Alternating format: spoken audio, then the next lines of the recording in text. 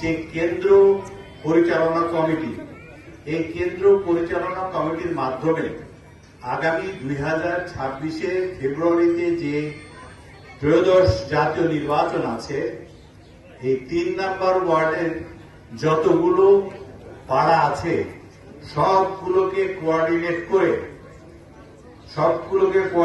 করে একটা স্বচ্ছভাবে পরিচ্ছন্নভাবে কোনো, আবার বলছি, পেশি কিংবা অর্থ দিয়ে কোন ধরনের কোন নির্বাচন বিরোধী কোন কার্যকলাপ না করে মানুষকে ভোটের দিকে টেনে নিয়ে আসবে। এই যে কমিটি তৈরি করে দিচ্ছি, সেই কমিটির কাজ হবে সেটা। নাম্বার 2, আমাদের লক্ষ্য হলো অন্য কোন লক্ষ্য না, একটাই লক্ষ্য যে আমাদের 4টা ক্যাটাগরির ভোটার আছে, সেই 4টা ক্যাটাগরির ভোটারকে আপনাদের আকর্ষণ করতে হবে যাতে তারা ভোট কেন্দ্রে যায়। কারা এরা? আমাদের লোক তো আছেই, আমাদের লোক ছাড়া এই যে মা বোনেরা, মহিলা ভোটার আমাদের বেশি। আমাদের টোটাল ভোট হলো 2,67,000, তার ভিতরে 2,35,000 হলো মহিলা ভোটার আর 2,32,000 হলো পুরুষ ভোটার। তাহলে তো ওনারাই বেশি। তাহলে আমাদের মা বোনকে, ভাই ব্রাদার, যাদের বউ আছে, বোন আছে, খালা আছে, ফুপু আছে, সবাইকে কনভিন্স করা যে আপনাদের ভোট কেন্দ্রে যেতে হবে। শুধু যেতে হবে না, আপনারা আপনাদের জ্ঞাতি গোষ্ঠী যারা আছে তাদেরকেও কনভিন্স করবেন যে আপনাদের ভোট কেন্দ্রে যেতে হবে, ধানের শীষে ভোট দিতে হবে। এটা হলো 1 নাম্বার মহিলাদের ভোটার। 2 নাম্বার হলো একটা ভাসমান ভোটার আছে, মানে এরা ফ্লোটিং, অর্থাৎ কোন দিকে যাবে, ডাইনে যাবে না বামে যাবে না সামনে যাবে না পেছনে যাবে। এবং নতুন ভোটার হয়েছে 2018 পরে, কিন্তু এখনো ভোট দিতে পারে নাই। এমনও ভোটার আছে 2009 সালে ভোটার হয়েছে, কিন্তু যে ভোটের পরিবেশ ছিল না বিধায় তারা ভোট দেয় না। ভোট একটা আমানত, আমাদের একটা নাগরিক অধিকার। তাদেরকে উদ্বুদ্ধ করতে হবে যে অনুগ্রহপূর্বক আপনাদের উপরওয়ালা প্রদত্ত যে আমানত দেওয়া হয়েছে, সেই আমানতটা হলো ভোটের অধিকার, এটাকে খেয়ানত করবেন না, অবশ্যই ভোট দিতে যাবেন। এবং সেই ভোটটা হবে ধানের শীষে। এবং আজকে যে কমিটি তৈরি করে যাচ্ছে, কেন্দ্র পরিচালনা কমিটি, তাদের কাজ হবে আপনাদের কয়টা পাড়া আছে? পাড়া কয়টা? 10টা পাড়া। তো 10টা পাড়ায় পাড়া কমিটি, নির্বাচন কমিটি তৈরি করবে এবং তাদের সাথে সমন্বয় করে তাদের সাথে প্রত্যেক দিন এই টিম যেটা আছে কেন্দ্র পরিচালনায়, প্রত্যেক দিন ভাগ করে দিলে যে তুমি ওই মাদারপুরে যাও, তুমি অমুক জায়গায় যাও, প্রত্যেক 10টা ইয়েতে ভাগ করে দিবে। প্রত্যেক দিন তারা প্রচারণা চালাবে। এছাড়াও আবার বলছি যে আমি জানি পরিষ্কার, যেমন আমি জানতাম যে আমি বিএনপির নমিনেশন পাবো। আপনাদের মনে হয়তো শঙ্কা, সন্দেহ, আশঙ্কা ছিল, বাট আমি জানতাম না আমি নমিনেশন পাবো। অনুরূপ ভাবে আমি আপনাদের প্রত্যয় ব্যক্ত করছি, ধানের শীষ জয়যুক্ত হবে, সরকার গঠন করবে। কিন্তু আপনাদের কাছে আমার দেখার বিষয়, আমি গোদাগাড়িতে তারও জিতবো, বাট 3 নম্বর সেন্টারে আমি কত ভোটের ব্যবধানে বিজয় হয়েছি সেটার উপর আপনাদের মূল্যায়ন হবে। আমি যদি কোনো কারণে, খারাপ কোনো চিন্তা তো করতেছি না, কিন্তু যদি কোনো কারণে আমি দেখি যে এখানে প্রাপ্ত ভোট আমি যেভাবে আশা করেছি সেইভাবে আসে নাই, তাহলে কিন্তু স্বাভাবিকভাবে আপনারা যেসব এক্সপেক্ট করেন আমার কাছ থেকে 3 নম্বর ওয়ার্ডের নেতা ও কর্মীবৃন্দ, সেটাতে আমার একটু ঢিলা পড়বে। সেই জন্য আপনাদের কাছে আমি অনুরোধ করব, যেভাবেই হোক আপনাদের শুধু প্রথম না, অনেক ভোটের ব্যবধানে যাতে 3 নম্বর সেন্টারে আমি জয় হতে পারি। আপনাদের 3 নম্বর ওয়ার্ড পৌরসভার অধীনে, আপনাদের যে ওয়ার্ড কমিটি আছে, আপনাদের যে পৌরসভা কমিটি আছে, আপনাদের মুরব্বী হয়তো আপনার এই, আমি তো নিজেই তো 4 নাম্বার ওয়ার্ডের কথার কথা একজন ভোটার। আমি তাহলে 4 নাম্বার ওয়ার্ডের যে আহ্বায়ক কিংবা নির্বাচনী কমিটি আছে তার একজন সদস্য।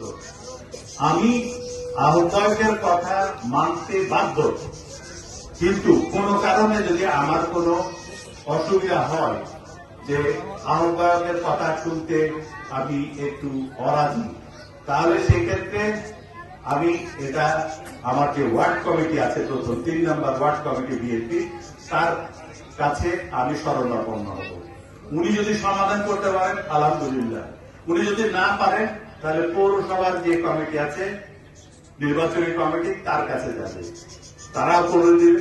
তারাও যদি না পারে তাহলে যে আহ্বায়ক আছে তার সরাসরি এক্সেস, সরাসরি মানে যোগাযোগ আমার সাথে থাকবে, আমার কাছে তারা অ্যাপ্রোচ করবে এবং সেই ধরনের যেটা সমস্যা আছে সেটা সমাধানের চেষ্টা করব। আর একটা জিনিস ভালো করবেন যে ওয়ার্ড মানে ওয়ার্ডের যে কেন্দ্র পরিচালনা কমিটি আছে, এটাই কিন্তু এখন আমার ফোকাস।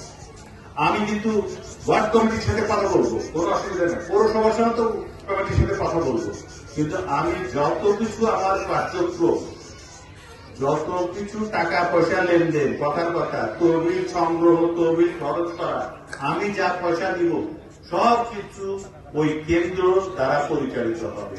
এবং কেন্দ্রে যারা মেম্বার আছে তারা কিন্তু প্রত্যেকটা জিনিস জানবে, কয় টাকা পেল, কয় টাকা খরচ হলো, কোন খাতে হলো, সবকিছু তারা জানবে। আর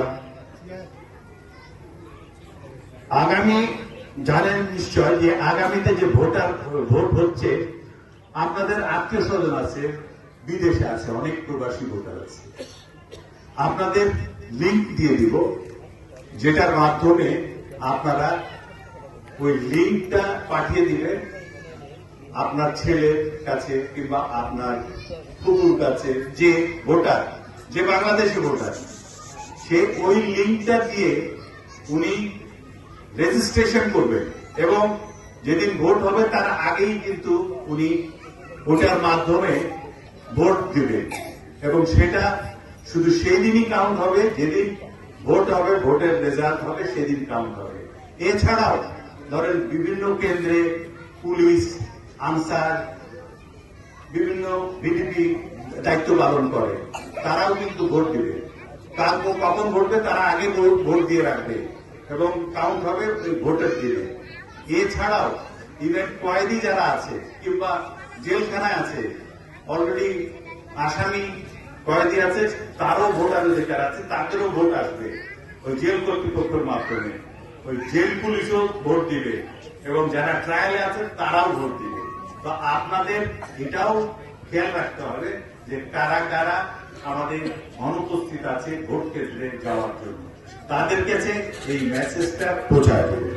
এবং সর্বশেষ আমি বলছি যে আপনারা জেনে খুশি হবেন, আমাদের বাংলাদেশ জাতীয়তাবাদী পার্টি অর্থাৎ বিএনপি মহাসচিব মির্জা ফখরুল ইসলাম আলমগীর আগামী শনিবারে 15 তারিখ সকাল 10 ঘটিকায় ব্যারিস্টার আমিনুল হকের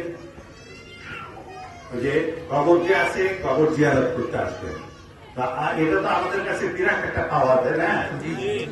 তো সেই পাওয়া অনুযায়ী আপনাদের যে দায়িত্বপূর্ণ এলাকা আছে 3 নম্বর ওয়ার্ডে, সেই এলাকায় ব্যানার, ফেস্টুন, বিলবোর্ড যা যা দরকার সবকিছু দিয়ে আপনারা আপনাদের প্রচার করবেন। কারণ আবারও বলছি, প্রচারেই কিন্তু প্রসার হয়। প্রচার করতে হবে যে এখানে আপনাদের ঘাঁটিটা কতটুকু শক্ত। অবশ্যই ভোটের মাধ্যমে তো প্রচার করবেনই, কিন্তু এটাও প্রচার করবেন। যাই হোক, আমি এখন আপনাদের কেন্দ্র পরিচালনা কমিটি যে যারা উপস্থিত আছেন, আমি এটা আবার বলছি, ধান আর পাতানকে এক করেন না।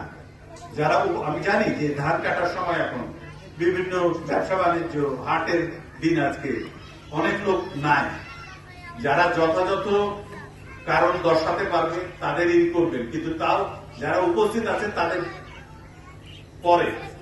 তো একটা আপনারা অলরেডি তৈরি করেছেন কেন্দ্র পরিচালনা কমিটি। আমি প্রথমেই দেখতে চাই যে 3 নাম্বার ওয়ার্ডের যে 71 সদস্য বিশিষ্ট কমিটি আছে, সেই 71 সদস্য বিশিষ্ট কমিটির কারা কারা আছে তাদের তো অবশ্যই এর ভিতর ইন করতে হবে, এবং এছাড়াও এখানকার যারা বিশিষ্ট ব্যক্তিবর্গ আছে তাদেরও এই কেন্দ্র পরিচালনা কমিটিতে অন্তর্ভুক্ত করতে হবে। আমি আবারও কথা বলবো শেষে, বাট এখন আমি যারা উপস্থিত আছে তাদের উপস্থিতিটা এই আসাদুজ্জামান মিলনকে দায়িত্ব দিলাম যাতে উপস্থিতিটা একটু নিয়ে নেয়। সবাইকে ধন্যবাদ। আল্লাহ হাফেজ।